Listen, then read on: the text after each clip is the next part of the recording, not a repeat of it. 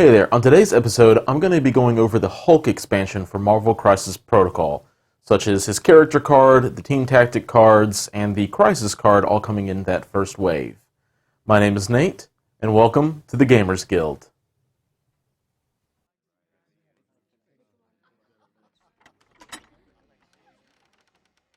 The first thing I want to go over is the Crisis card that's included. It's titled Gamma Wave Sweeps Across the Midwest. You're going to have 3 objectives, one close to you, one in the center, and then one by your opponent. The one closest to you is worth 1 victory point, the one in the middle is worth 2, and the one by your opponent is worth 3. And then during the cleanup phase, each character that is not within range 2 of one of those objectives is going to suffer 1 damage. And that's a damage that you're not going to get power for because it doesn't mention it, whereas on the Cosmic Cube objective, it does mention gaining a power from taking that damage. The things that stood out for me this objective card for me is the fact that there's only 3 objectives. It makes sense for Hulk, a big model, to want to be able to go in and hold down, and the fact that he'll be able to hold down possibly a third of the objectives on his own is really good. The other thing that I wasn't expecting is the threat value being 15. I was expecting us to go higher than 17 since Hulk's threat itself is a little bit higher, but it also makes sense. It means that if Hulk is fielded in an objective like this, that he's not going to be easily ganged up on. The other thing I really like, and it just kind of shows the design team is going in the direction of good gameplay, is the staggered points for the objectives, meaning that it's more valuable for you to go out and get in conflict with an opponent rather than just turtling and dirtling behind your own lines holding an objective. Moving on to the team tactic cards, the first one we have up is Gamma Launch. It's unaffiliated. If Hulk is within range 2 of another allied character that is not holding an asset or a civilian, Hulk may spend 3 to play this card, place the other allied character within 5 of his current location. This is going to be a really interesting card, if nothing else. One, you need Hulk for it, and seeming as Hulk is usually going to have some power to spare, I think this card is very playable. It's going to help a lot with low mobility characters. Being able to place them 10 inches away is going to be fantastic, and I can totally see some very late game objective grab or denial by placing a model that close all of a sudden, being able to have one objective just completely taken and having Hulk just throw one across the table at another objective to suddenly have that one contested seems really strong. The next one is Anger Management, which is a very Hulkish card. You do have to have the Avengers affiliation. It reads, any non-Hulk Avenger character within range 3 of an allied Hulk may spend up to 5 to play this card. The allied Hulk suffers damage equal to the power spent and gains that much power.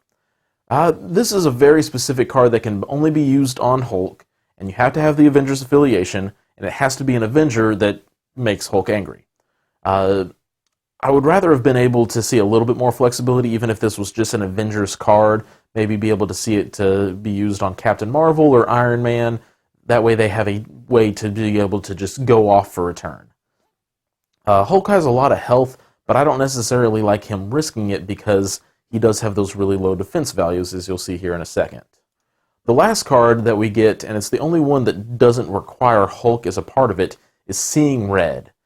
When an allied character is dazed or KO'd by an enemy effect, another allied character within range 2 of that character may spend 3 to play this card. After the enemy effect is resolved, this character may make an attack against the enemy character that caused it. Again, this is a very specific card. Not necessarily in the same way that the other ones were, but rather because things have to be lined up really well. You have to have a character that's about to get knocked out. You have to have a friendly character that's within range of the character that's doing the knocking out, that has 3 power, and ideally even some more so that you can lay in a more powerful attack. I think this is a card that when it works, it's going to be fantastic. However, when it doesn't, it's not going to do much to your game plan. So, let's get into the Hulk card itself now. The alter ego is Bruce Banner, with no surprise. The slightly more surprising thing is Hulk has 20 health, which seems really strong, but it's not quite as strong as you may think. He also has the movement range of short. He is a size 4 character and has a threat value of 6. His physical and energy defenses are both at 2, while his mystical defense value is 3. His first attack is a strike, as many other characters have. It is range 2, strength 6, has a power cost of 0. On a wild, it'll gain push. Before damage is dealt, this character may push the target character away short. The really nice thing with Hulk's version of push here is that it doesn't matter what size the other character is. It just is going to happen.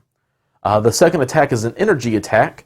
It is a range B3, which means beam attack. Strength 5 and cost a power of 3. There's no additional text on this one, though. The final attack is a physical called Hulk Smash. It is a range 2, strength 8, and a power cost of 4. On a wild, it gains both the stagger. After this attack is resolved, the target character gains the stagger special condition, as well as the throw special rule. Before damage is dealt, this character may throw the target short. And again, very similar to the push, it doesn't matter the size, which is really nice. His superpowers are Gamma Leap for 3. Hulk has basically an extra jump that he can do. Place this character within range 2 of its current location. The superpower can only be used once per turn. Being able to do that with his size base is basically an extra 5 inches of movement. His second active ability is the strongest one there is, which is basically his throw. He's able to throw a terrain piece or a enemy character size 4 and down, the medium movement range as long as it starts within range 2 of him. And once again, can only be used once per turn and has a power cost of 2. We then get into his passive abilities, which are where he really shines. He has Inner Rage. During the power phase, the character gains an additional 2 power. So while Hulk is gaining 3 power a turn, Iron Man, Captain America, any of these other characters are only going to be getting 1. So that is really good. And then he also has the You Won't Like Me When I'm Angry. You get to add 1 die to any of his attack rolls for every 3 damage he has. The downside to this, though, is additionally, if this character would have to flip over to its injured side, he is KO'd instead. It is also worth mentioning that Hulk has immunity to poison. So first glance at Hulk, he has lots of health and very little defense, which plays well with his You Won't Like Me. It just pairs really well and makes sense. He's going to be very self-synergistic. You don't need other Team Tactic cards or other models to really make his engine going. His action economy is going to be fine because Gamma Leap is giving him extra move, and the strongest one there is giving him an extra attack as long as he has something around to throw. And his energy economy is also there because of the Inner Rage, and his low defense means he'll be able to pile up energy pretty quickly. On the downside, though, he has that possibility of being KO'd in 1 turn. Now, it's not going to happen right out the get-go or anything, but it's very possible that at the beginning of round 2, if you go with Hulk first, everybody on the opposing team may just pile onto Hulk and try to take him down. The other downside is he costs a lot. 6 threat is the equivalent of Captain Marvel and Black Widow, or Iron Man and Zemo. There's additional activations you get out of that, more board presence. So there are definitely cons to be considered when taking Hulk as your character. In summary, Hulk is not overpowered by any stretch. He is extremely good, but don't overlook his flaws just because he can throw 12 dice in a single punch. Make sure to have some supporting characters around him. Double activation Hulk from Red Skull sounds terrifying, but also having Cap there to make sure he gets 1 more activation by throwing a shield in the way of an attack seems really good too. Personally, I'm going to be running Patch Up over Anger Management because I really want my 6-point investment into Hulk to stick around. As far as playstyle, don't play Hulk as an objective holder. Make him an objective getter. Point being that he is better for dazing enemy models that are holding objectives or literally tossing other models off of objectives. He will definitely be in my team of 10, but I won't be taking him every game. I think he will be most effective in games where there is a low threat count, or where basically so he can't be easily ganged up on, or where there's a lot of low count objectives, because Hulk is going to be very good at clearing objectives or holding on if there's not very many of them. As a whole, this product seems really great. I love painting my old Hulk model and cannot wait to get this new one. On the stream, they made it look fantastic. And the design space around Hulk must have been a really fun one to figure out how to make him play. And the lack of the injured side for him fits really well. Finally, while it is only the first expansion, I really hope it calms some fears of the power creep of the team tactic cards and stuff like that. 2 of the 3 cards you have to have the models to use anyway. And the other one does seem good, but it's also very conditional, like I mentioned earlier. So, are you going to be getting Hulk alongside the core set when it releases? Let me know down below. And as always, if you like the video, hit the like button. It just seems to make sense, you know?